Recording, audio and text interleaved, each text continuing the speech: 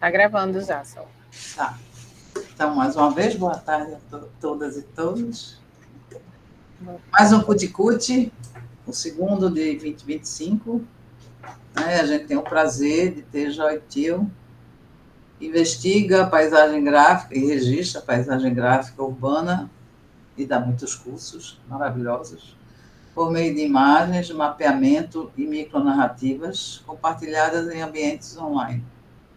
Designer de interface gráfica e mídias interativas, é arquiteta, mestre em design pela PUC-Rio e doutora em urbanismo pela ProUrb UFRJ, com pós-doutorado em design pela PUC-Rio. É professora da Escola de Artes Visuais do Parque Lage. Ela também faz parte do LIDE, né, do Laboratório de Design e Educação, junto com a Rita e a Jaqueline e outras pessoas. Não é isso, Joy? Isso mesmo. A querida Rita Couto. E a Lei Oliveira é da Universidade Positivo e da Universidade Federal do Paraná. Ele coordena os cursos de design, design visual e design de moda da Universidade Positivo. É professor permanente do PPG Design da Universidade Federal do Paraná. E ele faz parte do grupo de pesquisa de teoria, história e crítica do design e atividades projetuais na linha de história do design. Ele tem como área de interesse a história do ensino do design no Paraná, que é o que ele vai falar, né? E cultura material, biografias laborais, atividades projetuais de design no Paraná, exposições e eventos de design no Paraná. É isso, Ale? Perfeito, muito bem, isso aí. Então, muito bem, são os nossos queridos Ale Novo Memorável e tem a Maria, a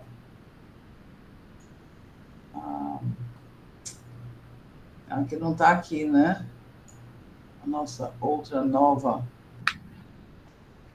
Mirela, ela não entrou aqui.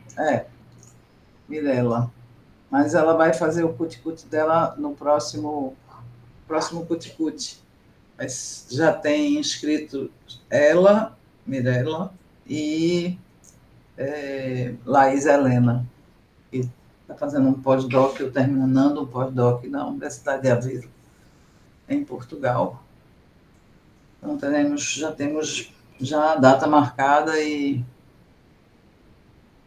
duas inscrições para o próximo Cuticute. Portanto, Joy, você está com a palavra.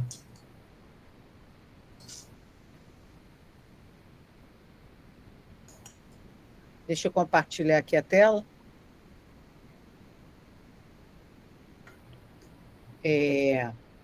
A nossa guerreira defensora. Ô, batalha.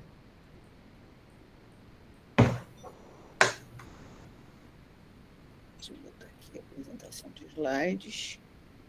Foi.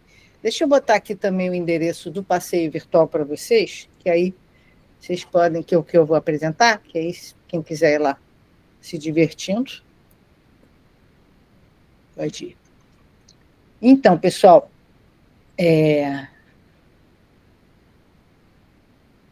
Ué, que esquisito. Não, tá certo, né? Vocês estão vendo direitinho? Engraçado que aparece aqui uma barra. Vocês estão vendo direitinho, então? Estamos vendo... Tá. Sim. Tá. Então, o que eu vou apresentar hoje, na verdade, é fruto dessa pesquisa de pós-doc que Solange apresentou, que eu terminei agora em 2024. Em 2022, 2024, eu fiz uma pesquisa partindo, na verdade, como consequência do meu doutorado no ProUrb, que era sobre a paisagem gráfica da cidade, e aí, no desenvolvimento do pós-doc, acabou se configurando num trabalho em cima do Jardim de Alá. O Jardim de Alá, para quem não é do Rio, enfim, só voltando um pouco, então a ideia agora nessa pesquisa de pós-doutorado era fazer uma narrativa virtual, alguma coisa que possibilitasse o conhecimento de um lugar por uma estrutura virtual e que permitisse também a participação das pessoas, enfim, navegando por ali. E aí, esse ambiente virtual, a intenção dele era agregar imagens e micronarrativas realizadas ao longo dos últimos 15, 20 anos em torno do... Obrigada, Edna. Em torno do Jardim de Alá. E, para isso, a gente explorou alguns modos de interação, de imersão, enfim, ele pode ser visto em computador, em celular e também com óculos de realidade virtual. Então, a gente fez imagens 360 graus de todo o Jardim de Alá. O Jardim de Alá é uma área no Rio que divide Ipanema do Leblon, na zona sul do Rio de Janeiro, um lugar extremamente valorizado e que liga a lagoa à praia. E a ideia, então, era fazer um retrato que é afetivo, é uma coisa que começou com um olhar bastante pessoal, era alguma coisa que eu queria fazer como uma história, como uma narrativa, e que agora vai começar a ampliar para a participação de outras pessoas. Algumas referências que foram utilizadas têm a ver muito com o cotidiano, com esse olhar do Flaner, com a ideia de como, acho que o melhor resumo aqui é a ideia do Sertor, pensando muito na vida daquele lugar, na prática, de como é que aquele espaço foi transformado. O Jardim de Alá é de 1938, se eu não me engano, e já teve milhões de situações. É uma área tombada, um jardim tombado, porém muito maltratado durante esses anos todos, o que acabou fazendo com que ele tivesse uma vida diferente do jardim imaginado lá pelos tempos de 1938, 40. Então, ele é aqui um pouco da localização. A gente está, como eu disse, aqui tem a Praia do Leblon, a Praia de Ipanema, ele cruza, e vai até a Lagoa. Aqui à direita a gente tem a Cruzada de São Sebastião, que é uma área popular, que foi construída substituindo uma série de favelas que existiam aqui, não para todos os moradores, infelizmente, mas, enfim, foi uma iniciativa aqui do Dom Helder Câmara, que depois foi arcebispo de Olinda, se eu não me engano, e que, enfim, foi construído para receber boa parte dessa população das favelas por aqui. Olinda e Recife. Olinda e Recife, E aqui a gente tem essa ponte, que foi construída na época do metrô, que também descaracterizou um pouco, bastante, o jardim. E aqui uma área que é uma área de classe média altíssima, com mais perto da praia, mais valorizado, e também de frente para a lagoa, bastante valorizado. Para vocês terem uma ideia, mais importante que o Jardim de Alá é o canal do Jardim de Alá, que é o que justamente faz essa ligação da troca de águas. Isso daqui é quando foi urbanizado Ipanema e Leblon, no início do século XX, em que a gente tinha uma lagoa com uma área, um espelho d'água muito maior e também uma relação com a praia que era muito mais ampla. Esse canal, quando foi construído lá pela década de 20, ele apertou essa passagem d'água, mas na década de 20 ainda dava um pouco de conta, dava bastante conta dessa troca, o que foi piorando à medida que a gente tem esse adensamento que a gente está vendo aqui à direita, que é uma imagem nova, mas, enfim, que já é uma imagem de muitos anos, já é esse adensamento ali. Isso um pouco da história, como ele tem esse nome, na verdade, por causa de um filme, e ele tem uma base construtiva, enfim, de paisagismo, que vem do Alfredo Agache, que foi um urbanista que trabalhou bastante no Rio, que tinha projetado um jardim do Calabouço, uma coisa no centro da cidade, que acabou não vingando lá e inspirou esse jardim daqui. E aí, ao longo dos anos, você teve a remoção de favelas de uma forma extremamente brutal e tal, incêndios e retirada das pessoas, teve a construção da cruzada,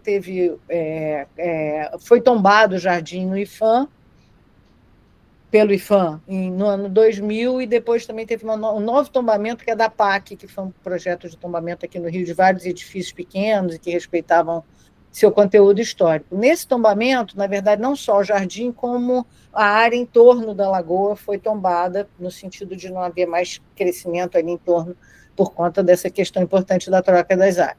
Aí, mais recentemente, já no século XXI, foi inaugurado o Shopping Leblon, depois, menos de 10 anos atrás, o jardim, a estação de metrô ali, que foi muito bem-vinda, no entanto, detonou o jardim de uma forma impressionante, que depois acabou nunca sendo retomado. E aí o jardim passou de uma prefeitura para outra, vem sendo empurrado para lá e para cá, até que agora, em 2024, surgiu... Ih, caramba, já falei a beça, ainda estou aqui. Surgiu essa parceria público-privada, que é alguma coisa que está sendo extremamente questionada pela Associação de Moradores, algumas associações de moradores e tal, porque está, enfim, com a ideia de destruir o jardim com a construção de um enorme shopping a céu aberto, numa área que já tem shopping, na verdade tem 2 shoppings e também são 2 ruas comerciais extremamente importantes e que não justifica ter um shopping ali, além de acabar com essa coisa da ideia do tombamento, acaba principalmente, especialmente, com uma quantidade enorme de árvores e propõe um projeto paisagístico bastante questionável. Durante os anos entrou lá uma ponte também, esse consórcio teria 35 anos de uso e mais 35 anos com essa ideia da implementação de 56 lojas, estacionamentos e tal.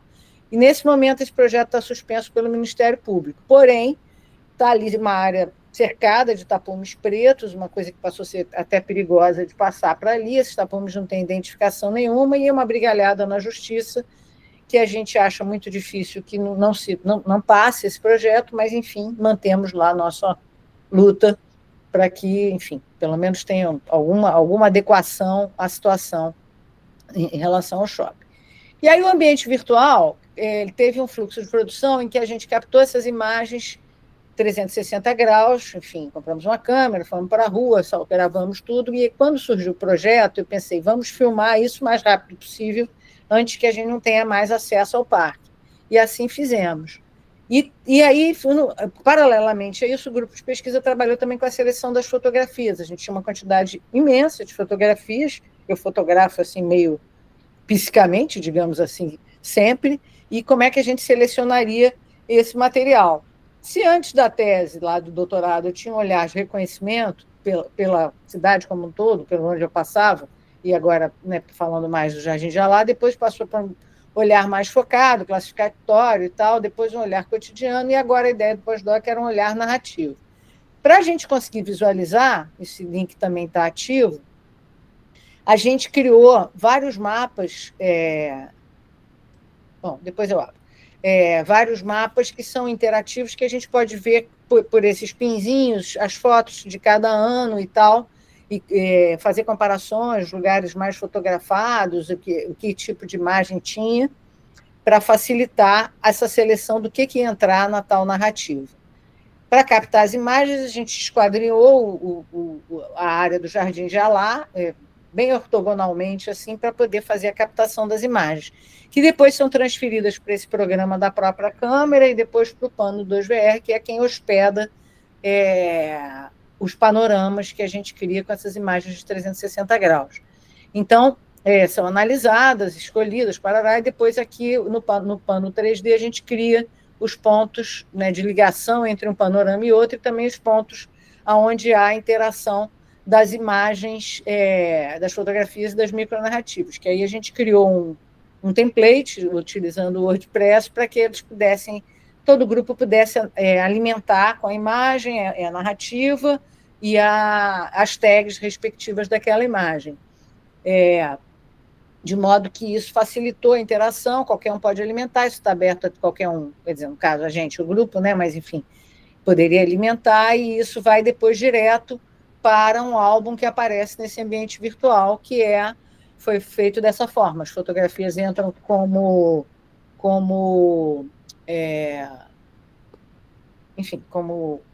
esqueci, thumbnailzinhos, né, como pequenas imagens, você vai clicando, tem a imagem e uma historinha sobre aquela imagem. Essas histórias são histórias mesmo, são coisas que aquela imagem provoca em quem está a fazendo. E aí a gente pode ver isso em tela de computador, pode também ver, e, enfim, você vai navegando por aqui, acho que depois é mais fácil olhar pelo próprio aplicativo, e aí em alguns momentos você tem esses íconezinhos, que é onde você interage, vê as imagens, né, que estão aplicadas naquele ambiente. Isso acontece, essa imagem é de tela de computador, mas também pode ser em óculos VR, que eu vou passar aqui. E aí, então, agora, como perspectivas e desdobramentos, toda essa metodologia foi construída, foi articulada e tal, A gente fez alguns pontos de interação, são 63 panoramas que costuram esse parque lá, o Jardim de Alá inteiro, né? São panoramas que vão se juntando, mas pontos de interação a gente fez em torno de 12, se eu não me engano, que carregam esses albinhos, né? Que vocês viram algum exemplo. Então, agora a ideia é complementar esses hotspots cobrindo toda a área, desenvolver uma navegação que a gente também gostaria de fazer pelas tags associadas a cada conjunto de fotografias e micronarrativa, de modo que você possa navegar também pelas palavras-chave, aprimorar a versão da realidade virtual para melhorar essa interação com as fotografias, enfim. Então, essa daqui é uma questão bem de tecnologia mesmo, e a alimentação de novas memórias do lugar, que é o que eu quero fazer agora nessa próxima etapa, que é convidar pessoas, a Edna, inclusive, disse que tinha fotos de lá quando criança, e outras pessoas que sempre me falam isso, de outras pessoas, no sentido de aumentar o tempo, né, que a gente pode abarcar, e também ampliar as interpretações sobre aquele lugar, né, ressaltando essa ideia do caráter colaborativo e, enfim, tornando mais dinâmico. A ideia, esse projeto está todo hospedado no meu site, então, de modo que ele é independente de qualquer rede social, de qualquer coisa assim, e enquanto for possível navegar, como a gente navega hoje na internet, ele está garantido, digamos assim, entre aspas, a sua navegação.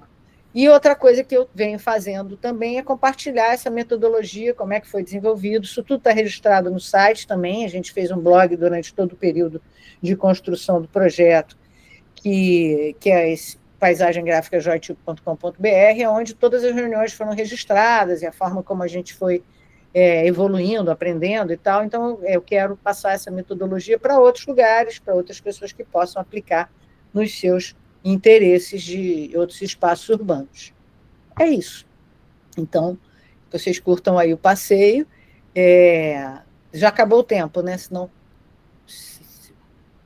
eu poderia mostrar aqui ele ao vivo, se puder. Vamos ver o andar, né? Eu caí, quando voltei não estava mais o link no chat.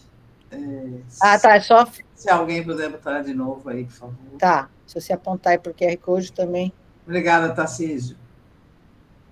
E aqui está o passeio em si. Que aí está lá. Então, assim, a gente navega e esses bonequinhos levam a outros panoramas e os pontos, né, aqui a gente está na parte da praia, vocês vão ver a gente, o grupo de pesquisa sempre presente, estamos no Rio de Janeiro, não tinha como largar a câmera, também chegamos à conclusão que seria interessante mostrar que tem vida ali, né, que as pessoas andam, enfim, e aqui a gente carrega um site, então isso também, essa alimentação pode aumentar, trocar a imagem e tal, e aí vão tendo historinhas que você vai lá clicando e não tem uma ordem de data, não, tem uma ordem mais da conversa que essas imagens vão tendo. Enfim, pode navegar também por um mapa, tem um mapa próprio aqui dentro, que mostra todas as posições dos panoramas, então você pode pular lá para a lagoa, por exemplo, e ir navegando, seja pelos bonequinhos, os andarilhos, como a gente chama. E aí dá para ver que ele está em condições bem maltratadas, mas, de todo modo, continua sendo uma área verde muito interessante.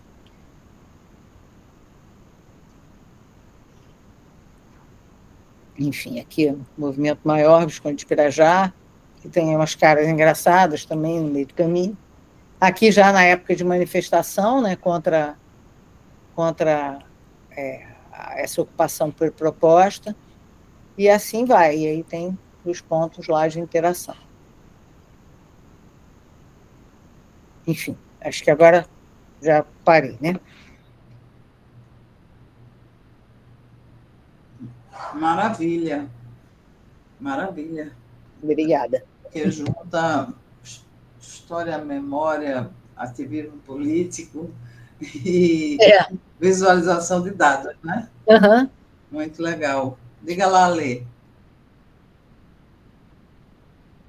Eu queria parabenizar a Joy e assim, fazer um gancho, até porque o que ela trouxe, acho que eu não sei se foi coincidência ou não, mas os autores que você traz de dissertor e tudo mais, é o que eu vou falar na minha apresentação também. Então, assim, Oba!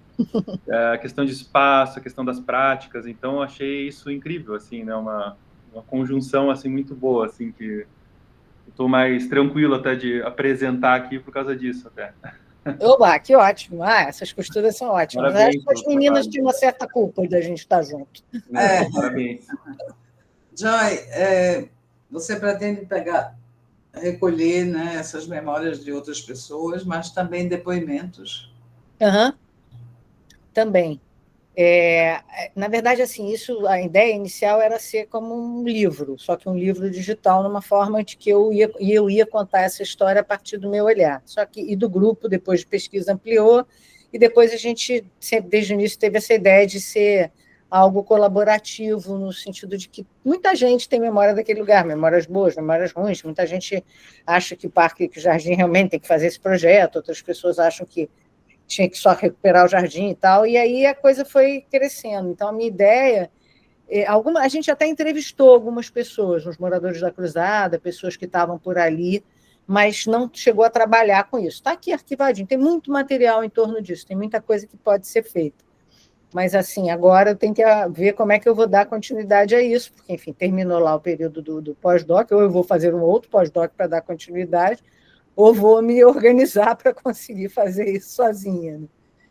Então, Joyce, posso fazer uma pergunta? pode, minha querida. É o seguinte, querida, até que ponto esse projeto está alimentando o movimento político de defesa do Jardim de Alá? Olha, Edna, eu na verdade, não, enfim, participo lá dos negócios de Instagram e tal, mas não participo muito diretamente. Só que quando eu fui apresentar o pós-doc, a presidente da Associação de Moradores do Jardim de Alá foi na reunião, foi na apresentação. Eu não sabia que era ela. Depois que eu apresentei e falei, ela se apresentou. E aí eu ofereci isso de alguma forma, de poder, enfim, de alguma maneira ajudar lá nas questões, na luta e tal. Mas não andou muito isso ainda não. Então, não sei assim, até que ponto eu conseguiria colocar isso mais ativamente, assim, sabe? Fazer mais essa parte do ativismo. Porque teria que conseguir uma divulgação disso, conseguir... Também tem um movimento meio... os arquitetos, enfim, o Instituto de Arquitetos do Brasil e o IAB, né, não estão muito envolvidos com essa coisa, muito pelo contrário, estão fazendo assim, uma certa vista grossa para o projeto, é um movimento muito corporativista. Então, na verdade, tem pouca gente algumas pessoas do ProURB que eu conversei, também falamos, vamos fazer, vamos acontecer, mas, por enquanto, o que eu estou fazendo é levar para apresentações. Então, já apresentei isso no ProURB uma vez, já apresentei na FAU, na Faculdade de Arquitetura, mas essa apresentação mais completinha mesmo estou fazendo agora com vocês, porque eu terminei em novembro, aí veio todo esse período de férias, carnaval, etc. e tal, e agora que eu estou rearticulando, entendeu? Milu vem participar. Tá bom, Edna, pelo amor de Deus. Ai. Ui. Está sendo filmado esse beijo de Milu em você, viu? Desculpe, gente, eu vou desligar ele, porque... Mas, olha, então... Desligar ele, Milu? É para o futuro, né? É para o futuro, né? Eu acho que é um trabalho importantíssimo para o futuro. Acho que, assim, pelo menos o que a gente certamente vai conseguir é ter um registro. Isso daí, essas fotos foram feitas ainda antes dos tapumes, então, mas quase quando os tapumes entraram. Então, eu acho que é o registro da última situação antes dessa intervenção. Então, acho que vai ter um registro interessante. Estou feliz, assim, fiquei orgulhosa de ter conseguido fazer essas imagens. O Gilberto Ferrez, né, teve no passado um trabalho similar, você sabe disso. Muito obrigada. Quem não sabe. Não chegarei de lá. outra forma, né, querida? Não, mas que era isso, né? Mostrar uma cidade que estava desaparecendo, enfim. Uhum. Parabéns, querida. Obrigada. Muito obrigada.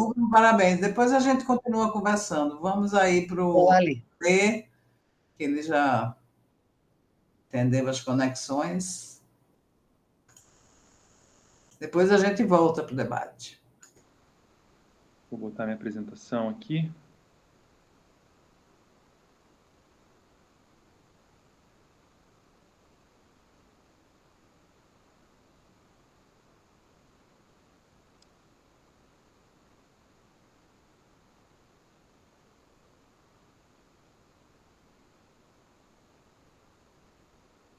Só um minutinho, gente. Vamos ver aqui se está dando alguma coisa.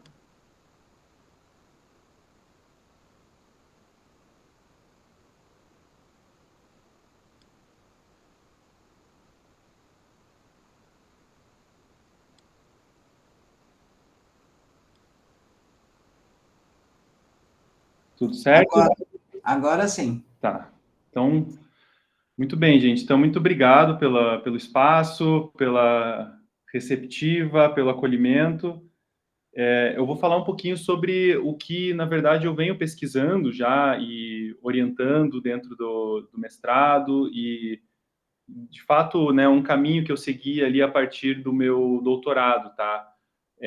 Muito voltado para a questão do ensino, do design, né, dentro da parte ali da região do Paraná, mas muito voltado também para Curitiba, porque é o tema aí e é a localidade que eu estou com mais acesso até e consigo acessar muito mais arquivos, documentos e tudo mais. Então, eu coloquei aqui como título Atividades Projetuais na área do design em Curitiba nos anos 70 e 90, porque, de fato, eu comecei a pesquisar sobre a primeira turma de design da Universidade Federal do Paraná, de 1975, e a partir dela foram desdobrando tantos outros projetos e tantas outras atividades projetuais fora desse universo que a pesquisa foi ampliando. Claro que na tese eu tive que focar exatamente na turma, mas agora para as outras caminhadas aí eu penso em olhar até esse recorte temporal até um pouco abrangente, né? Mas ao mesmo tempo dentro de biografias laborais que eu tenho acessado, assim, muitas estão voltadas para esse recorte temporal, assim. Então, e a intenção aqui é o que eu falei na questão da Joy ali, que o meu trabalho ele está muito voltado para uma questão de pensar a memória, né, dentro da relação da história oral e das práticas dessas atividades projetuais. Então, eu trabalho isso, né, fiz isso na tese, no caso, concluída em 2023, que foram dessas memórias discentes. Então, eu entrevistei 10 alunos, formandos e não formandos, e alguns outros professores dessa época, e consegui levantar, né, algumas temáticas dentro disso e entender a formação deles não exatamente pelo currículo e pela questão da grade curricular deles, mas por atividades, por saberes, por práticas projetuais e até por festas, por exposições que eles faziam, por movimentos estudantis, e tudo isso, né, entra na experiência de formação deles. Então, o meu caminho para investigar essa primeira turma foi muito voltado para essa relação de práticas do espaço, que é o que o dissertor, né, trabalha muito dentro do estudo dele ali, e da locomoção, né, dessas pessoas na cidade. Porque o que eu via, de fato, dentro dessa turma é que a cidade era um lugar importante, né?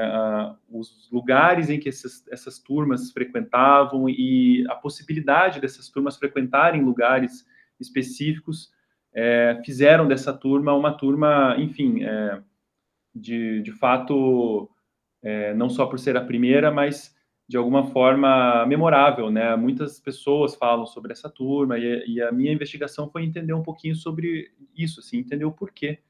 E aí, a partir disso, eu trago esse cartaz aqui, né, esse pôster de formatura, que é uma das produções gráficas que eles trazem, né, de muitas outras, e a minha intenção também foi entender o acesso a essas tecnologias, essas técnicas, e entender as práticas a partir dos espaços que lhe eram fornecidos. Então, eles não tinham oficinas, muitas vezes, eles iam para um lugar aqui chamado Centro de Criatividade de Curitiba, que, de fato, faziam junto com artesãos, com artistas que eram residentes nesse lugar, eles faziam esses cartazes, faziam, enfim, produções. Então, a minha intenção, dentro da minha pesquisa, no caso, é pensar, né, esse saber, as práticas, as sociabilidades que fizeram parte dessas atividades projetuais dos profissionais e estudantes na área do design em Curitiba. Porque muitos desses, de fato, estão ainda na ativa ou, enfim, foram professores, nossos professores, e a gente consegue conversar com essas pessoas. E a minha intenção é entrevistá-los, é buscar exatamente a partir da memória, da história oral, essas atividades projetuais, entender, né, esses sujeitos, as sociabilidades deles, os espaços de circulação na cidade, quem eram os personagens, suas biografias, produções, enfim, e especialmente produções gráficas que eu tenho visto que transborda, assim, dentro dessa relação de produção que eles têm, né? Eu trago esse exemplo ali, por exemplo, de uma fotomontagem que eles fazem. Essa foto é feita na garagem de um dos estudantes de design ali dos anos 70, e que eles fazem essa fotomontagem ali a partir de conhecimentos que um já tinha no escritório de arquitetura que trabalhava. Então, tentar acionar exatamente esses saberes que eram colocados ali em prática a partir dos espaços, porque quando eles fizeram a universidade não tinha um estúdio de fotografia, por exemplo, então eles tinham que, de alguma forma, acho que talvez todo mundo aqui que se formou teve que improvisar muitos dos espaços para fazer suas práticas.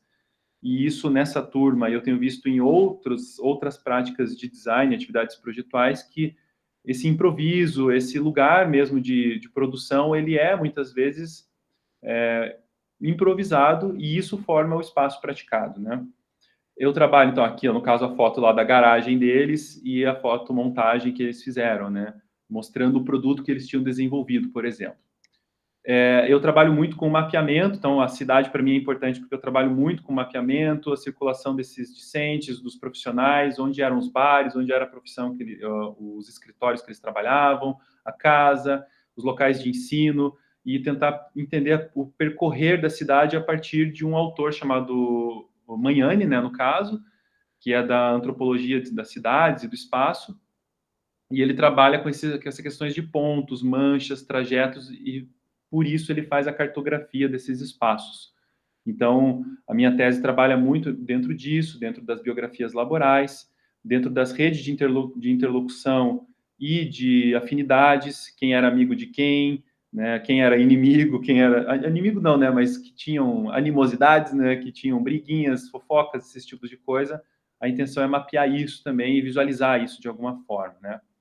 E aí a intenção é descrever esses contextos sociais sob a ótica do micro, do sujeito, né, a sua narrativa memorialista, dessas materialidades produzidas e aquelas que eles produzem de fato, e os espaços que esses personagens habitavam para entender as suas práticas, né? Então, a minha busca mesmo é entender não a grade exatamente curricular, mas entender a prática dentro desses lugares e os espaços, e também a questão, a partir, né, melhor dizendo, da narrativa memorialista deles. Então, eu trabalho também com um lugar ali de ficção, muitas vezes, né, não exatamente aquela relação documental, né, de fato e tudo mais, né, eu também trabalho com uma questão de ficção, que eu acho super importante, assim, interessante dentro das versões da memória da história oral, né. Então, aqui só para finalizar alguns detalhamentos que eu tenho trazido, né? Isso na minha tese eu descrevo bastante a relação tanto de como foi produzido esse cartaz de formatura, e qual é a técnica que é utilizada, qual o tipo de papel, qual era a única gráfica que produzia isso dentro da cidade naquela época, como que eles fizeram o caminho para chegar até lá e conseguir acessar isso, sabe? Então, tem toda uma questão de investigação nesse micro, né, nessa ótica do micro, tá? Cartazes de serigrafias, por exemplo, que eles fazem no espaço artístico do Centro de Criatividade de Curitiba, que não era um espaço da universidade, foi, de certa forma, um espaço feito ali, uma parceria para que os alunos dessa primeira turma pudessem usar, porque não tinha o espaço próprio na universidade, enfim, essas práticas específicas, né? E alguns dos desdobramentos que eu estou vendo, assim, além dessa questão, eu tenho visto que em Curitiba aconteceu como eu posso dizer, eu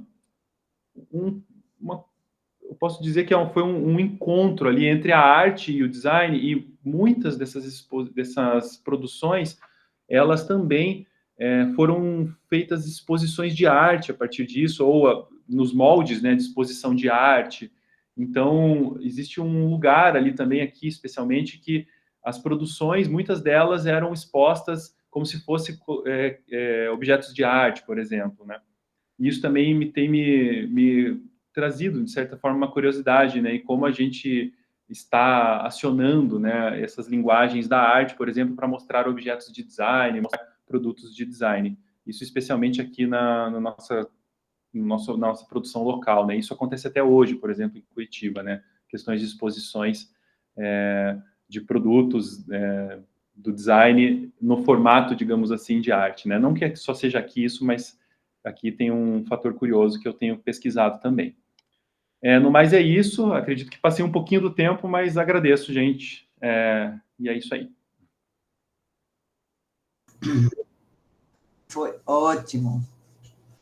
É muito interessante essa sua abordagem, porque não é só da estrutura curricular, né, do projeto político-pedagógico, mas sim da forma, da produção, né? Sim. Isso tem nos interessado muito aqui na UFPR. A estética dessa época é a mesma estética da minha época, que eu entrei em 77, né? Pois é. Então, a gente fazia essas colagens, fotomontagem, é muito semelhante, é muito interessante, né? A tipografia usada, enfim. Isso me intriga muito também, assim, né? E Essa volta que a gente está tendo hoje, né? Com a impressão de tipos manuais, usando outras técnicas, né? A gente tem feito isso aqui em Recife. Isabela Aragão, que está fazendo pós-doc na Bahia agora, ela criou uma disciplina que eu vou ofertar no lugar dela, que é experimentações tipográficas, né? Que não tem nenhum uso digital, né? É só tudo na mão. Voltando um pouco às práticas que eu tive como estudante. Eu estou, assim, super instigada a fazer isso agora.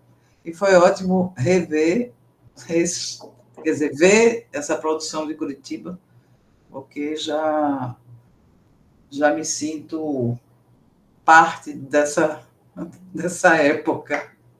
Sim, a gente vê que muitas técnicas, elas são... Era o que tinha, era o que a gente tinha acesso, a gente não tinha laboratórios, a gente tinha fotografia, né? Tinha a disciplina de fotografia, e isso é que impulsionava tanto fotomontagem, etc. Mas era a estética de uma época, né? Também. Sim. Super legal o seu projeto, e eu adoro ensino, então fico encantada de não ser só a estrutura formal, mas exatamente essa parte de oficina, né, de laboratório, de como fazia, né? E tem, assim... Tantos jovens nesse grupo que não sabem, não conheciam nunca uma letra 7, eu tive que levar para ver como né, como era, a gente tinha bisturi para trabalhar, para transformar consoantes em vogais, porque a letra 7 vinha com... Né? De alguma forma, acessar isso é importante e manter isso. É incrível, né? Eu tenho algumas artes finais e levo. Ele não tem ideia do que era o labor, né? Da gente conceber, mas a produção era muito grande. A gente apresentava, né, aos clientes, estagiando em... Tudo em serigrafia, né? Sim. É assim, é outra história, né? É outra lógica, é outro... São processos cognitivos, né? São muitas coisas. O pessoal de hoje não sabe o que é passar mananquim, né? Como dizem. Não, contafio, ninguém tem ideia, né? A professora Edna levantou a mão. Eu acho que você não se pode ignorar que Paraná tem uma tradição em litografia comercial maravilhosa, né? Por conta das... eu não sei como é que chama aquilo, são as etiquetas dos, não sei, dos lugares que se guardava mate ou se vendia mate. Não sei como é que se chama aquele invólucro dos... É os rótulos dos barris, Edna. Como é que chama? Rótulo de barril. Rótulo de barril, simplesmente? Era barril, então. Era um barril. Então, eu acho que existe, no todo o Sul, existe uma tradição de gravura, assim como no Nordeste, que nesse ponto a gente se encontra no infinito das coisas, né? E eu acho que eu me lembro essa exposição que você mostrou aí, antiga, foi durante um congresso e eu cheguei a ver essa exposição, né? Então, há uma tradição mesmo que se encontra e não encontra por acaso, encontra porque é aquilo que é a terra de vocês, inclusive, não é? E eu acho que eu não me lembro bem do que foi feito, me lembro de uma exposição sobre um arquiteto que trabalhava, eu não sei como é que é o nome dele, já faz muitos e muitos, e muitos e muitos anos, de modo que eu não me lembro mais, mas que era um dos primeiros pioneiros de design aí, que eu fiquei muito impressionada. Naquela época a gente não trabalhava muito com essa história das histórias das pessoas que trabalhavam e tudo mais. Mas eu fiquei muito assustada com essa história de se levantar as fofocas. É a melhor parte, É caminho perigoso. uma parte Você boa. tá com medo de entrar nas histórias da fofoca, só. Conexão. Nossa, eu tenho muitas fofocas, viu? Vai que aparece o nome dela numa fofoca dessa, né, Edna? Vai, né? Vai. Deixa eu te Que perguntar, dê Edna, ideia para alguém aqui no Recife fazer. por um acaso não era do Manuel Coelho a exposição que você viu? É isso. Tá, Maravilhoso o trabalho dele, né? Gostei muito. sim. Então, tá Ele- vendo? Ele Eu é uma lembro, das pessoas gostei. que a gente tem mapeado, ele já infelizmente faleceu, né? Mas a gente tem muito material dele, os alunos trabalharam no Mas ele já escritório era dele. um senhor na época que eu estava lá. Entende? Eu não me lembro bem se ele já tinha falecido ou não, mas ele era um senhor já. Um senhor assim feito eu, tá? Mas há 40 anos atrás, você pode ver que um senhor feito eu é meio difícil existir hoje. Bom, mas eu acho seu trabalho muito interessante, vai abrir, eu acho que o seu método vai abrir espaço para muitos trabalhos de recuperação dessa imagem, dessa história que é também uma história, vamos dizer assim, que tem um lado das conexões que eu acho muito importante se falar delas, não é? Porque é assim que a gente aprende muitas vezes, especialmente naquela época que a bibliografia era falha, a gente ia, conversava uns com os outros, perguntava como é que tinha feito, como é que não tinha feito, para a gente fazer a nossa. Eu me lembro, o Cosença, que você mostrou aí, era um cara muito, muito boa gente, a gente conversava muito sobre as coisas com ele, e também, lógico, a querida Virgínia Kirchmann, né? Que inclusive não só ela é carioca, Virgínia, como a mãe dela morava no edifício do lado do meu. Eu só fui descobrir Olha do só. lado da minha mãe, não do meu. Você vê que essas ligações vão se fazendo, não é? Essas coligações, essas coisas. Eu gostei muito. Boa sorte que você continue nisso. Vamos ver de que anos a que anos você vai adiante ou se vai aprofundar na mesma época que você está estudando. Sim, a intenção é, assim, nos anos 70, assim, o próprio Rafa Ankara, que ele também, a gente conversa muito porque ele está olhando, né, os lugares e produções gráficas dessa época e a gente vê, assim, as mesmas pessoas circulando, então, eu e ele, a gente dialoga muito, assim, a gente compartilha muita fofoca, inclusive, daquela época, assim, sobre o que estava acontecendo E é impressionante, assim. Vocês são homens, né? A gente sabe que homem é mais fofoqueiro que mulher. Sim. A gente se aproximou da história, inclusive, por isso, porque é um termo técnico bom para fofoca. Foi para esse lugar. Mas eu acho também que tem uma coisa importante nesse grupo, é fortalecer essas conexões que a gente vai estabelecendo, né? As pessoas vão ficando, passando de um para o outro essas experiências, não apenas nos congressos ou nos artigos, mas nas conversas entre amigos. Isso eu acho muito importante e que é o que fez muitos... Se você vê os grupos de literatura, eles têm muito essa base das conversas entre as pessoas e que vão dando maravilhosas produções. Boa sorte, querido. É isso. Obrigado. Joy, você levantou a mão. Não, só complementar, né, que falar de uma outra coincidência. Quando você começou a falar, Lê, eu me lembrei que eu tinha lido alguma coisa sobre isso, e falei, só pode ser a mesma pessoa. Aí fui catar aqui, você mandou um artigo para Arcos Design, anos atrás. Mandei. Ele veio para eu avaliar. Olha! Então, eu li isso, achei super interessante. Mas o que eu queria comentar é assim, muito do que a gente diz, né, da coisa de que muitas vezes a gente aprende muito mais no corredor, né, nas trocas de corredor, do que dentro de sala de aula.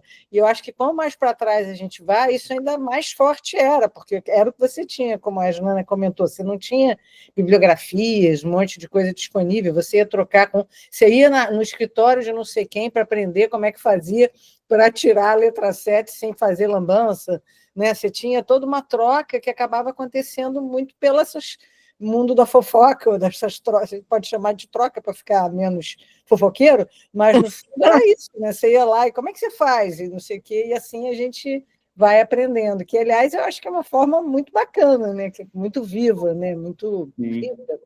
Uma coisa que antes de entrar, de fato, no doutorado, eu já estava pesquisando coisas, e, enfim, eu me formei na Federal, então eu já ouvia muitas fofocas, muitas histórias lá da própria... A Virgínia foi minha orientadora de iniciação científica.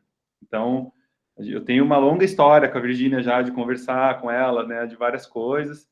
E aí eu fui atrás, de fato, da grade, da matriz, mas isso não dava conta exatamente do que os alunos faziam, assim, eu não conseguia entender exatamente a produção e tudo que eles estavam trabalhando com relação ao que eu tinha de material. E daí é que eu comecei a entender que era em outros lugares, era no ateliê lá escondido, lá era no serralheiro que ele ia lá ver o negócio, ele fazia um laboratório de revelação no banheiro de casa. Então foram essas coisas que começaram a me instigar, e daí que o meu doutorado foi para esse lugar exatamente por causa disso. Eu falo que a minha tese é talvez a única que fala sobre ensino e educação no design, não tem uma grade curricular nela, né, assim, no texto, porque eu estou tratando de outra coisa, assim, eu estou tratando dessa vivência, dessas formações e experiências, assim, então a intenção era exatamente essa, ver fofoca mesmo, tentar entender a circulação, tentar entender o que estava acontecendo a partir da sociabilidade dessas pessoas, né, enfim. Mas era o processo de aprendizagem, né? Sim. Está inscrito Edna, Germana e Camila. Edna. Desescrevo.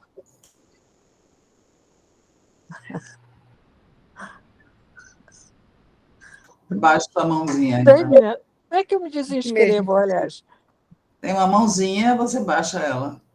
Germana. Baixa? Sim, toca nela. Tocando na mãozinha, Não, só queria comentar, Lê, que como é importante, né, trazer essa memória de uma pesquisa dessa como você está desenvolvendo para a sala de aula, né? Porque essa moçada de hoje que, de fato, não faz menor... não considera, né, a construção de um repertório, né, porque encontra tudo fácil e tudo rápido e tudo... As disciplinas experimentais são extremamente importantes, e entender esse percurso de como a gente fazia antes, né, na década de 90, né, eu também peguei isso, né, eu digo a eles assim, eu vi um computador ligado na minha vida, eu tinha 20 anos, né? Para eles é surreal isso, né? Uma pessoa que eles convivem hoje, eu digo, eu nasci no século passado, vocês não estão entendendo, né? Eu trabalhei para o Fred Van Camp com 17 anos, fui com um bocado de desenho debaixo do braço, pedi, olha, eu sei fazer isso, serve? Né? Será que eu consigo aprender alguma coisa aqui? Né? A troca é possível? E eu acho isso muito incrível, assim, você trazer uma peça gráfica e conseguir, né, explorar, né, todo o processo de concepção fabril, né, para eles, nossa, é incrível, assim, porque eles realmente, a moçada de hoje às vezes é surreal para a gente. Eu dou uma disciplina de experimentação gráfica, e o que eu digo a eles é que o meu maior objetivo é que eles criem repertório. Repertório do fazer, né? A gente passa a disciplina todinha experimentando técnicas sem ter o fim, né? Mais para que eles possam entender que o percurso também é importante, que o percurso é um processo de estudo, né? De percepção de si, inclusive, com relação ao que eles estão fazendo. E aí, no começo, eles ficam meio perdidos, tal, aí começam a curtir muito né, no processo, mas eu acho que é extremamente importante a gente trazer essa memória, e eu trago o tempo todo, né? Eu levo letra 7, né, eu levo os processos manuais, eu levo eles para dentro da gráfica para eles entenderem a retícula, né? A gente trabalha, sei lá, uma coisa que a gente fazia muito no Spestap era pegar a gilete, né, para ir ajeitando os erros, porque não dava para refazer. A marca, eu dizia, gente, você sabe como a gente fazia letreiro? A gente desenhava uma marca grande, fotografava lá no Fred, a gente fazia assim, né? Para ela ter pequena, com menos erros. E aí eles vão entendendo, né, que o fazer era muito custoso, né? E por isso a gente estudava muito, a gente se envolvia muito, né? Não tinha essa de, não vou fazer assim porque dá trabalho, porque eu escuto isso direto, né? Por aí. Eu Parabéns. Estou trazendo de volta isso com força. Eu acho ótimo. Isabela, Silvio, o grupo aqui, a gente está trazendo isso com força. Tem um grupo digital e tem um grupo manual, que eu chamo. Vamos lá, Camila. Então, gente, muito bom, né, a gente poder ouvir essas apresentações. Obrigada, Lê, obrigada, Joy. E aí eu também tenho coisas para comentar sobre esses trabalhos maravilhosos, né? Primeiro eu queria só destacar um ponto que me veio à memória, Lê, sobre o seu, das coisas das memórias individuais, que vão compondo as memórias coletivas, que vão compondo as memórias institucionais, né? Então, assim, você falou aí de memórias com o nome dos alunos, inclusive, que fazem parte da memória da turma, do curso, da universidade, da cidade, e isso vai se expandindo, né? Acho que isso é o que uma das coisas que me encanta assim na memória, e eu acho que isso é muito marcante no teu trabalho. Parabéns. Obrigado. Caberia, de repente, só uma pesquisa como essa para a tua turma, com o Hans, e ia ser legal, hein? Eu fiz um pouco disso no meu memorial particular. Que massa, que legal, Sam. E um comentário também sobre a letra 7, apesar de eu não ser contemporânea dos que tiveram isso na faculdade, mas eu usei muito para fazer cartaz. Eu estudava na escola pública e fazia para cartazes da escola com material que a minha mãe, que era designer, que trabalhava numa gráfica, trazia para casa. Então, eu usava lá o estilete, a letra 7, o nanquim com pincel para fazer cartazes para a escola pública que eu estudava. E era uma delícia. Então, vocês falam de uma memórias de vocês, e apesar de não ser contemporânea, de fazer isso profissionalmente na faculdade, mas eu sinto a delícia daquilo quando vocês vão falando, que eu adorava mexer, né? Enfim. Tem uma coisa, Camila, eu vou contar só um trechinho que até eu coloquei na minha tese, isso, que assim, tem a questão de fato de reconhecer esse tempo diferente de fazer as coisas, né? Mas eu lembro de uma fala do Tony Razeira, né, do Antônio Razeira, que ele fala assim, tem uma música específica lá, que é Eu Sou Nuvem Passageira, que é uma música, enfim, conhecida e tudo mais. Ele falou assim, e a gente estava ouvindo, a gente estava conversando e tocou essa música. Daí ele falou para mim assim, eu não aguento essa música, eu não consigo mais ouvir essa música, porque eu lembro de eu passando a nanquim em 200 desenhos que eu tinha que fazer, e quando eu estragava, eu tinha que rasgar o desenho, jogar fora, e isso eu passava noites fazendo, e essa música tocava muito na rádio na época. Então tem a coisa do fazer, que a gente entende o tempo diferente, mas tem o trabalho que era um trabalho imenso também que eles tinham disso, né? E repetitivo muitas vezes. Então tem a questão da técnica de aprimoramento, mas também tem a questão de ser muito puxado, enfim. Então eu lembro de várias falas assim, deles gostarem, deles terem uma memória muito boa sobre isso, mas ao mesmo tempo também terem esses traumas, assim, sabe, de trabalhar por muito repetitivo, enfim, são coisas bem interessantes, assim. Uhum. Obrigada. Eu queria fazer uma pergunta. Edna e Leopoldina estão com as mãos levantadas. Leopoldina, pergunta tu, porque eu já falei muito. Olha só, a minha questão... Não, é porque meu microfone estava desligado, né? Agora está funcionando. Eu só ia comentar essa história do fazer, né? Como habilidade manual era importante nessa época, né? Eu me lembro que quando Edna era minha professora, comentou do professor Hélio. Hélio que nos deixou lá na década de 80, né? Hélio brasileiro. Hélio, que ele era muito perfeccionista, que ele fazia, né, a parte manual muito bem feita, porque isso influenciava muito, né? A parte manual, técnica, fazer esse diferencial naquela época. Só esse comentário que eu me lembrei de fazer. Regular.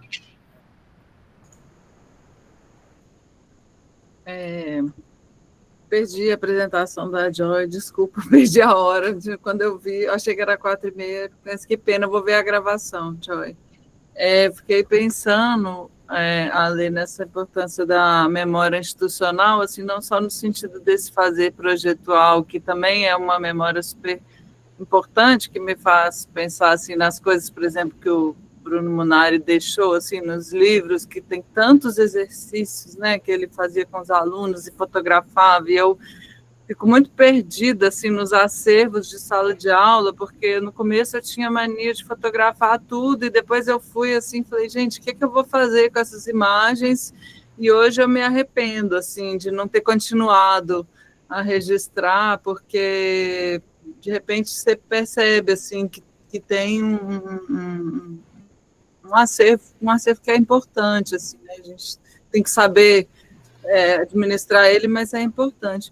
Mas essa coisa, para além do exercício da memória institucional que me ocorreu, assim, há uns anos atrás aconteceu uma coisa divertida em sala de aula comigo. Tem um grande artista aqui em Belo Horizonte que chama Márcio Sampaio, e ele já está velhinho, e está até como individual agora, muito lúcido ainda, mas ele, há uns anos atrás, ele estava passeando pelos corredores da Escola de Belas Artes, eu estava dando aula, e ele bateu na porta, assim, e aí eu vi que era o Márcio, ele é uma pessoa, né, conhecida, assim, regionalmente, e ele falou assim, eu queria saber se você sabe onde é que é o gabinete do professor Álvaro Apocalipse, que é um artista que foi professor da Escola de Belas Artes há muito tempo e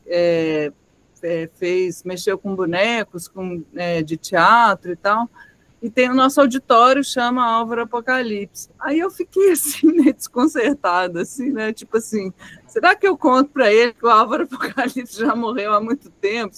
Será que o Márcio está meio gaga, né, assim, aí era uma performance, assim, ele estava fazendo uma espécie de pegadinha, assim, aí foi contar para os alunos, não sei se você sabe, Álvaro Apocalipse, quem que foi e tal, e aí é interessante, né, a gente pensar como que a instituição ela vai se esquecendo, assim, né, porque às vezes o designer, né, o professor designer, a gente costuma muito falar no professor artista, não entra para uma história oficial assim do design, não está citado em nenhum livro e tal, mas foi importantíssimo para aquela instituição, né? Fez coisas muito muito valiosas que acabam sendo esquecidas. Né? Estou pensando sobre isso na sua apresentação. De fato, assim, uma coisa para complementar, talvez, assim,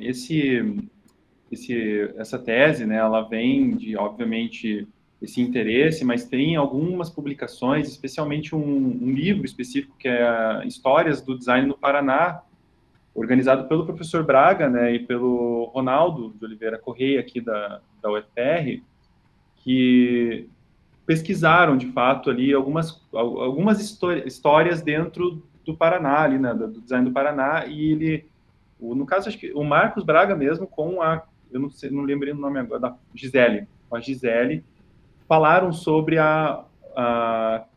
enfim, a criação do design da UFR, né, em 75, mas uma parte que eles pesquisaram já perguntando via história oral, mas de fato buscando ali, né, a questão, até a ligação da grade curricular e tudo mais. Então, de alguma forma, quando eu li aquele texto, me aguçou, assim, de alguma forma, essa questão de tentar olhar para um outro espectro, que seria a vivência das pessoas, né, que forma também, porque o que eu descobri foi que o Braga propriamente escreveu lá nesse artigo que, a partir de alguns relatos, poderia ter acabado a turma porque foi um problema institucional, que eles queriam fechar a turma de design, enfim, desenho industrial, no caso, né? Eu falo design, mas é desenho industrial, comunicação e programação visual, tá, gente?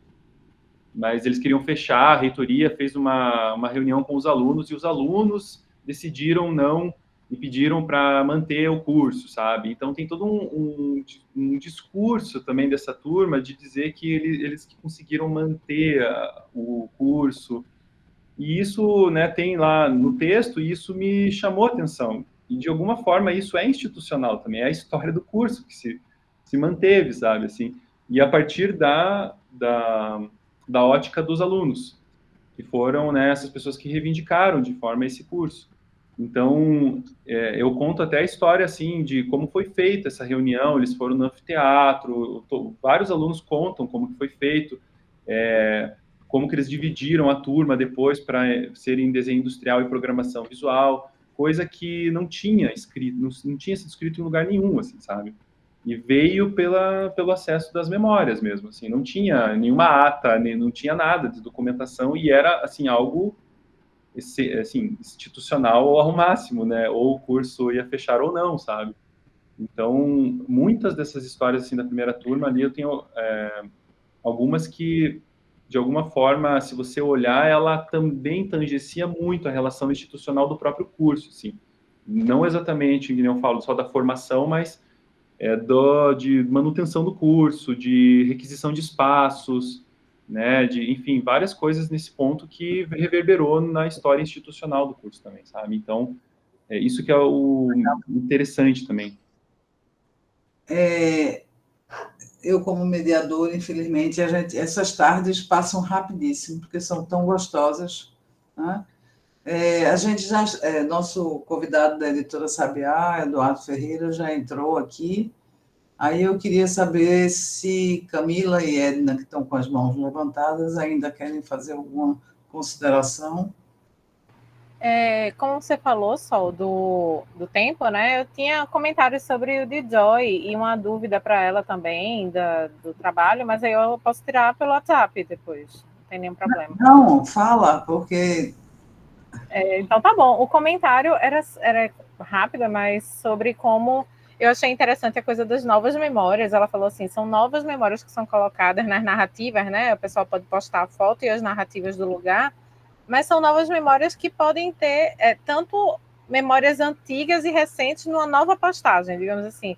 Você falou, a Edna pode colocar uma foto da infância dela lá no lugar. Então, é uma nova memória que está sendo adicionada ali, que as pessoas vão ter acesso de um outro tempo, assim como uma pessoa que está passando hoje por lá pode postar a narrativa atual.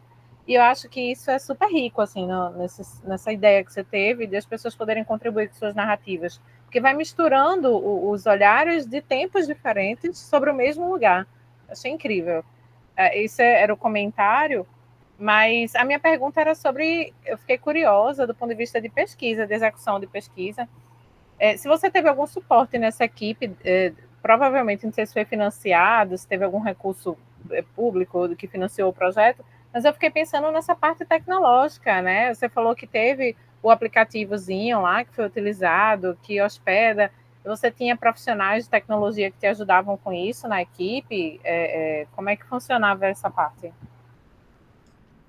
O suporte financeiro não teve, não, foi financiamento tio mesmo.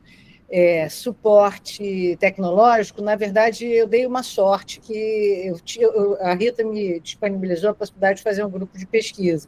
E logo no início entrou nesse grupo uma menina que era do design, estava no primeiro período do design, mas ela vinha da física. Então, ela tinha todo um conhecimento tecnológico que ajudou muito. E eu também gosto dessa área, então a gente batalhou muito assim no sentido de tentar construir. Como eu comentei uma hora, na coisa da realidade virtual tem que melhorar e tal, nessa parte, por exemplo, a gente ainda precisa de um suporte, enfim, mas profissionais de tecnologia não tinham pesquisadores em tecnologia.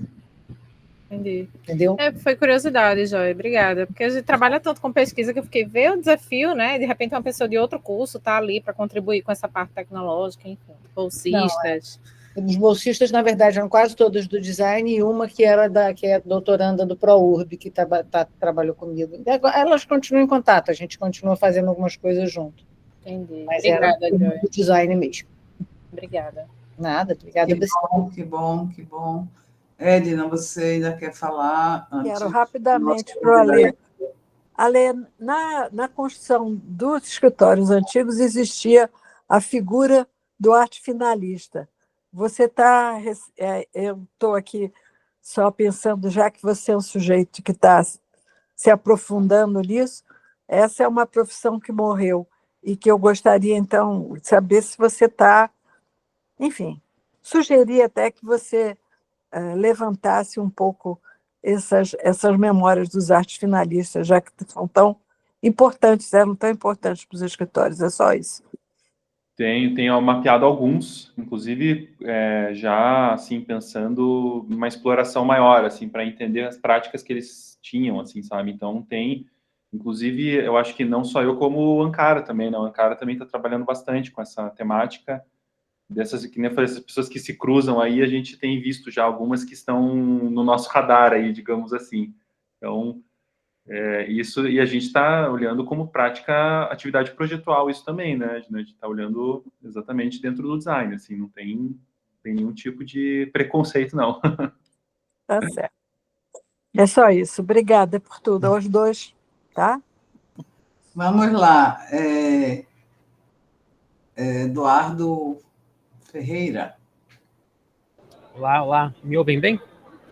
Sim. Sim, perfeito. Boa tarde. Desculpe o pequeno atraso, é que a gente já começou com atraso. Não, tranquilo, não tem problema nenhum. Bem-vindo ao grupo aqui para apresentar a editora. Eu agradeço, muito obrigado. Já peço desculpa também, eu estou numa situação levemente de improviso, eu queria estar em casa para apresentar no meu computador, mas aí choveu, a reunião atrasou, foi um caos, então eu estou com o computador que não é meu. Tá uma situação assim, mas eu estou tudo que eu preciso para apresentar a editora. Obrigado o tempo de todo mundo. Se apresenta também, né? O quê? Você se apresenta também. Vou me apresentar. Eu sou Eduardo Camilo, eu fiz design lá na FAO, na FAUSP, mestrado e doutorado em orientação do professor Marcos Braga, ele já é meu orientador faz, 15 anos, de TCC, mestrado e doutorado. Não pode no pós-doutorado, mas enfim, é uma burocracia chata.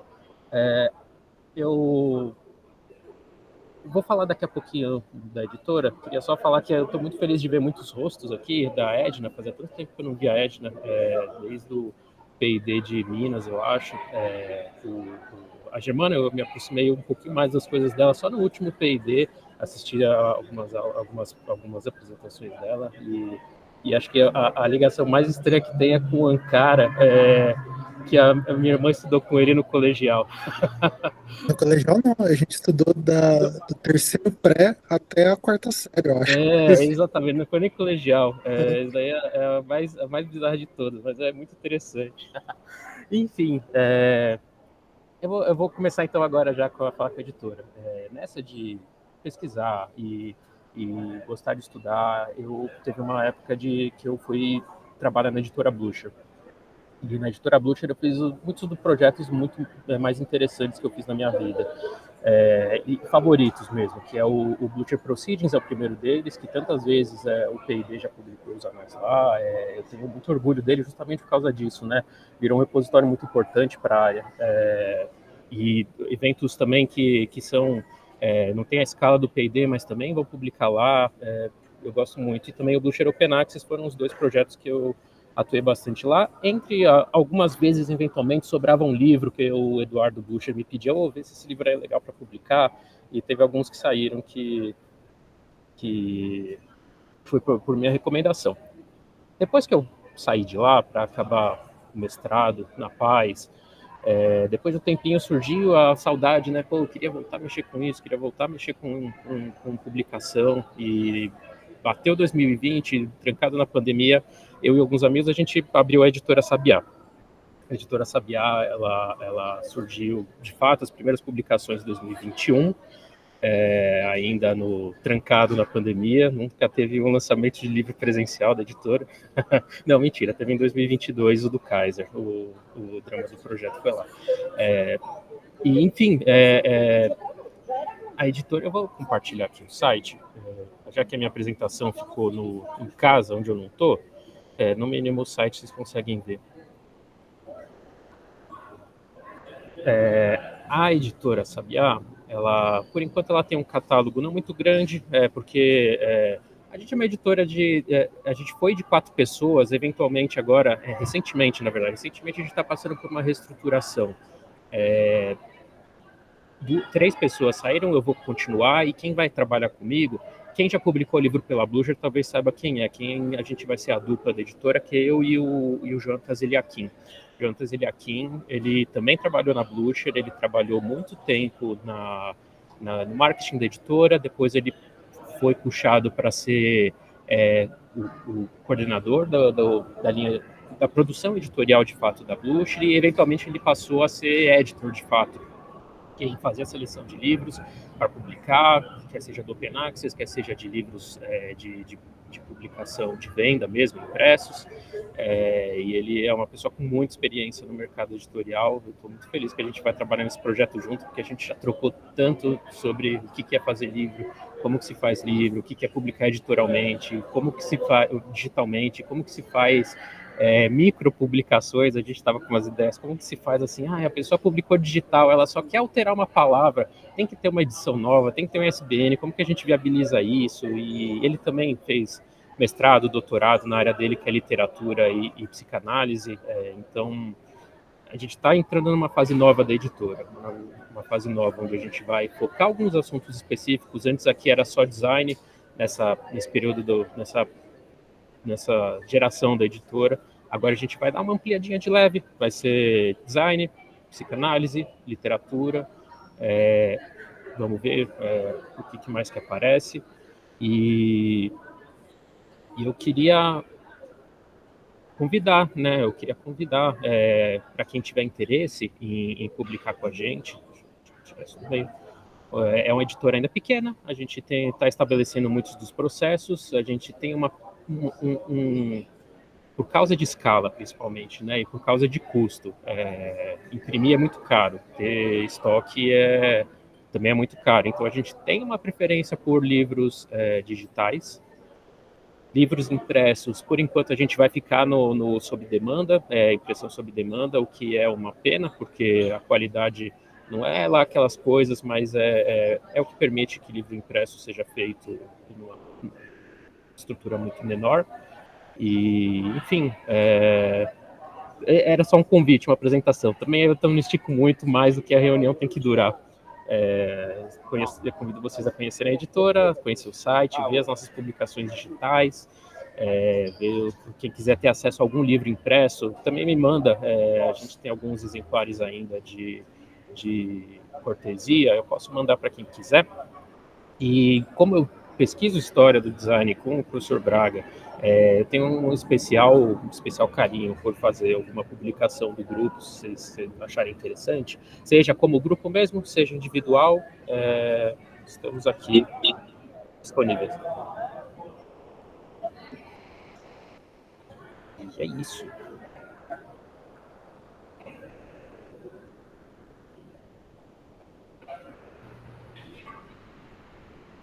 Alguém levantou a mão? Não, eu ouvi um barulhinho. Alarme falso. Estou dizendo, não é fácil ter uma editora hoje, e parabéns pela iniciativa, né? Principalmente, não só livros digitais, mas impressos. E que bom que o Jonathan está com você. O Jonatas é ótimo. Ele é muito querido no design da informação, e também nos eventos aqui da UFPE, né? A gente já publicou bastante com ele. Alguém levantou a mão aí? Eu não sei se pedi, Edna, para variar, professora. Minha filha, me convidaram, eu participo. Eduardo, me diz uma coisa. Você sabe que existia uma editora Sabiá antes, né? Sei. Era uma editora que foi comprada pelo... agora é a Record, eu não sei exatamente de quantas mãos passou, mas existiu lá nos anos 60 e pouquinho uma editora Era Sabiá. poesia, né? Era especializada em poesia. E tinha umas capas muito bonitas, eu não sei quem é que fez, mas eram umas capas tipográficas maravilhosas. Pois é. Um catálogo muito bom também. A gente quando a gente teve a ideia do nome, a gente foi, viu que tinha alguma história, enfim, registramos o nome, porque vai que a Record resolve pegar de volta, eu não queria que a gente perdesse ele, então, mas é muito interessante. E a gente já recebeu, isso é engraçado, já recebeu mensagens de, vocês têm aquele livro lá do catálogo de sei lá quando? Eu falo, não, a gente não é a mesma editora. Tá certo. Tem a Germana. Está mudando. Microfone.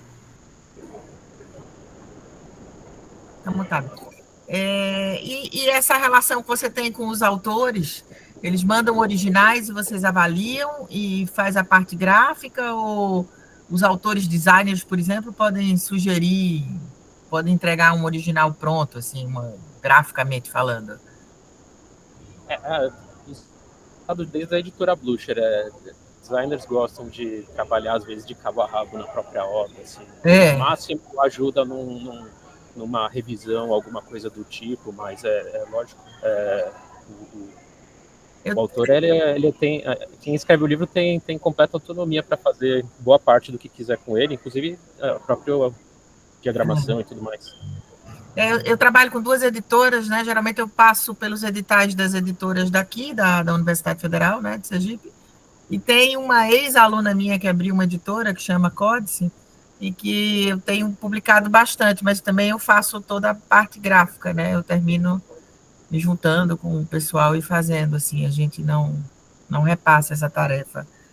E era só curiosidade mesmo.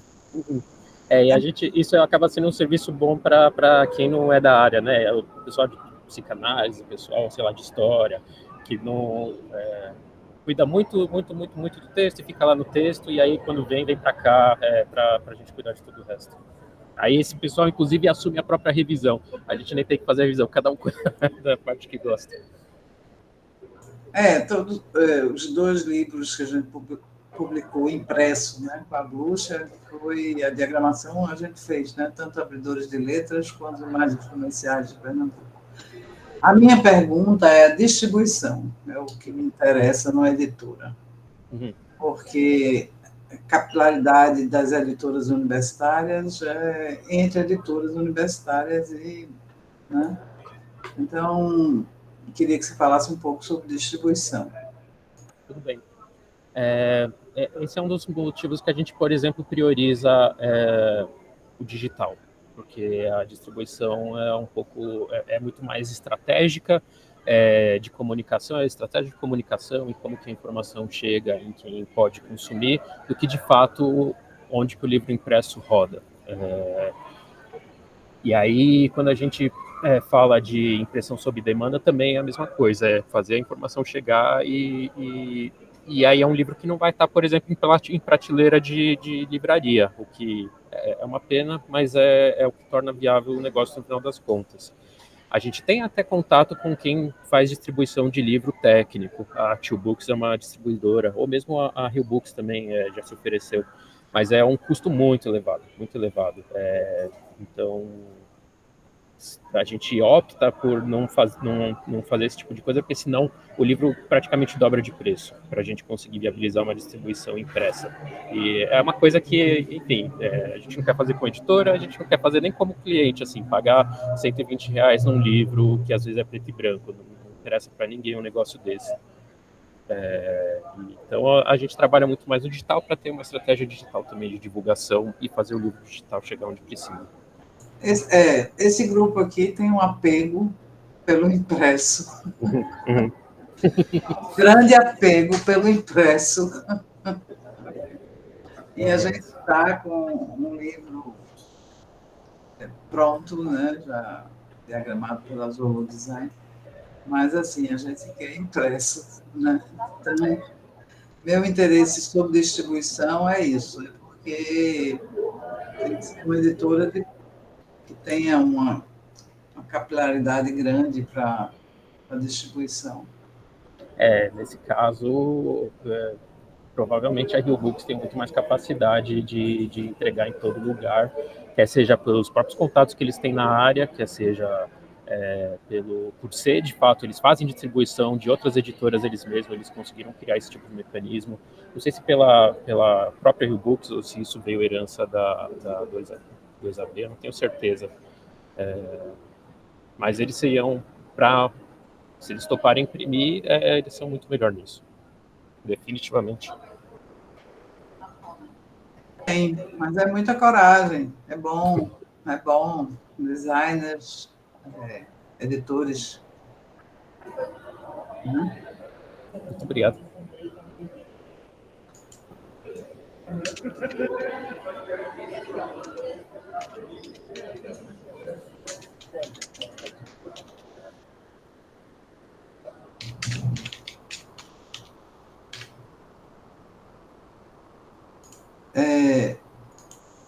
Desculpe.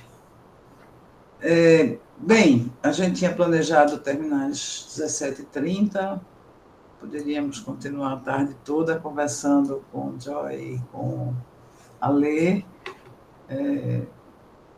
Dois trabalhos incríveis, que eu estou agora tentando fazer as conexões dessas memórias e desses diálogos, né? Eu não sei, a nossa chefa, eu sou só a mediadora do Cuticute. Eu só organizo o Cuticute. Perdi minha parceira, Fernanda Goulart, que disse que ia voltar para me ajudar, mas nunca mais voltou. O exemplar de Edna ainda está comigo, Fernanda, mas chegará na mão dela a próxima vez que eu me encontrar com ela presencialmente. Eu estou no puerpério do parto Obrigada, do livro, Fernanda. mas eu estou voltando, olha eu aqui. Então, eu estou querendo você voltando mesmo. Estou chegando, já estou aqui. Certo. Vamos conversar no privado sobre isso. Tá bom. O próximo... Dia 9 de maio tem mais cuticute, né, Sol? Dia 9 de maio tem mais cuticute. Já tem um organizado para 9 de maio. Aí o outro a gente vai pensar juntas, tá bom? Combinado. Combinado. Doutora Camila, você que é a chefe de todo mundo aqui. Que história, Sol? Eu vou então só agradecer para finalizar, se é que pode ser, né, Sol? Acho que pelo horário que a gente combinou, só agradecer a participação de todos que vieram tanto assistir as pesquisas dos nossos colegas, compartilhar seus pensamentos, ideias, dúvidas, enfim, agradecer mais especialmente a Jo e a Lê, que apresentaram seus trabalhos, muito obrigada, a Eduardo Ferreira, da Sabiá, por ter tido a iniciativa, né, de procurar nosso grupo para compartilhar a sua editora, obrigada. E a todos nós, que a gente continue, eu acho que é uma característica muito legal do nosso grupo, né, a gente está, sempre que dentre os 50 e tantos pesquisadores tiverem disponibilidade de participar dessas reuniões para que a gente conheça cada vez mais, tanto os colegas que têm interesse na memória de maneira geral e as áreas afins, mas a gente se conhecer enquanto pesquisador e a gente conhecer as possibilidades, as coisas que têm sido feitas na área que a gente tanto gosta. Então, assim, só agradecer mais uma vez, não vou me estender, né, só, senão, tu sabe que eu falo, tu vai ter que me parar. Então, a chefa vai ser você para me parar. Um beijo a todos e obrigada. Olha, esses encontros são maravilhosos, a gente tem que realmente continuar mantendo, viu, Fê? Vamos botar lenha na fogueira. Obrigada. Bora Muito lá, bom. abração, gente. Obrigado. Beijo em todos. Beijo. Tchau. O Tarcísio foi uma bala aí no chat. Tá, gente, muito obrigado, viu? Obrigada, Lê. Estou super interessado na tua tese. Fico à disposição, se precisar de alguma coisa,